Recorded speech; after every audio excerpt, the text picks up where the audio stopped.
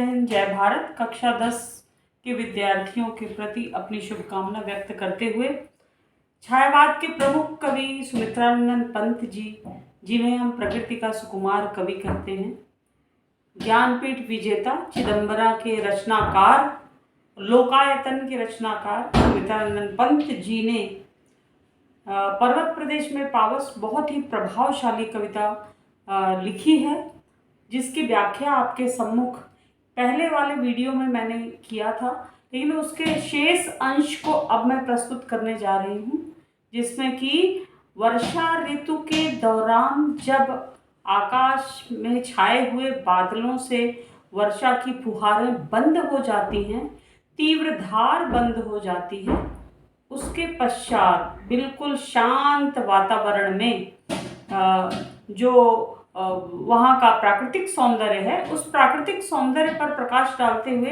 कविश्रेष्ठ कहना चाहते हैं, गिरि का गौरव गाकर झरझर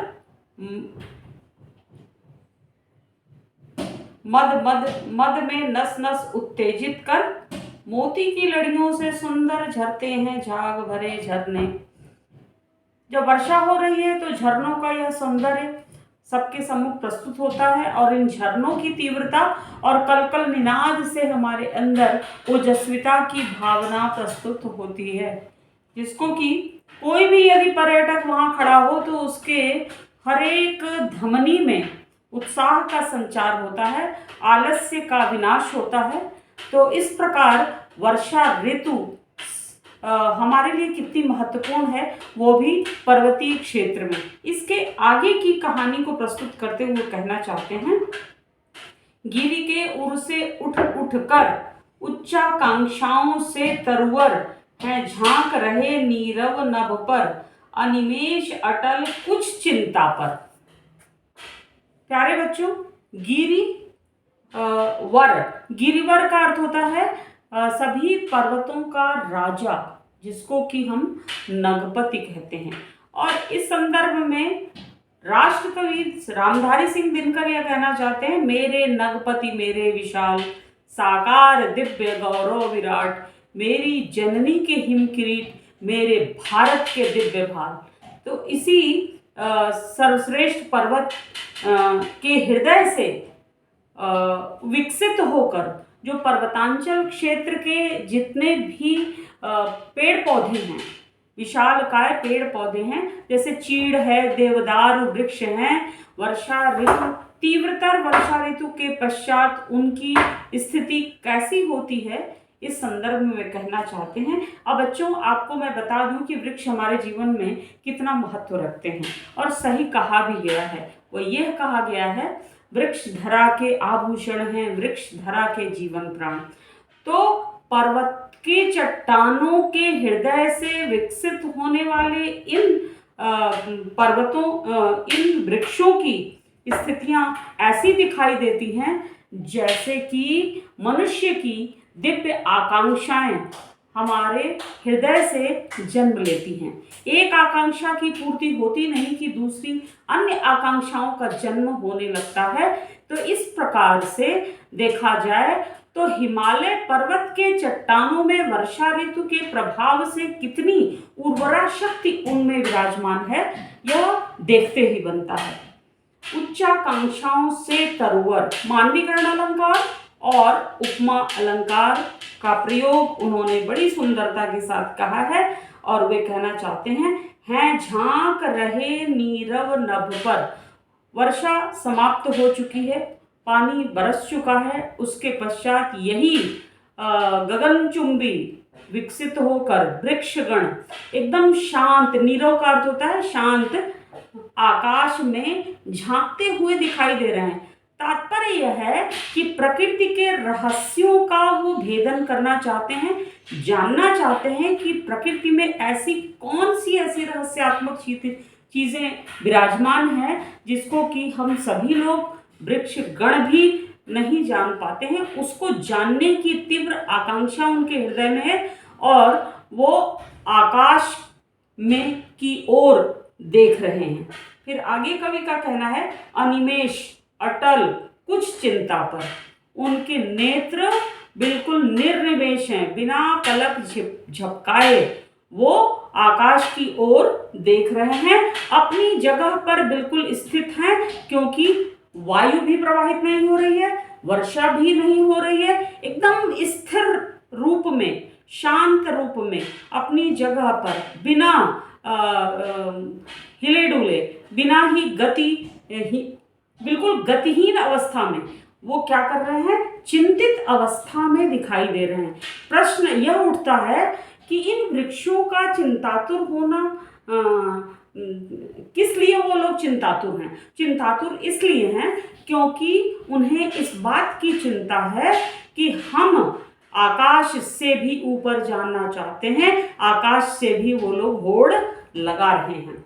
आगे कवि का यह कहना है, उड़ गया अचानक लोभूधर, फड़का अपार पारद के पर। अब अचानक प्रकृति में परिवर्तन आता है, पुनः आकाश में तीव्र गति से बादल गर्जना करने लगते हैं और ऐसा प्रतीत होता है जैसे कि चारों तरफ धुंध यानी कुहासे वाला वातावरण छा गया है, कुछ भी स्पष्ट रूप से दिखाई नहीं देता। ऐसा प्रतीत होता है कि पर्वत की चोटियां भी न जाने कहां लुप्त हो गई हैं। इसको समझाने के लिए कवि यह कहना चाहते हैं कि यह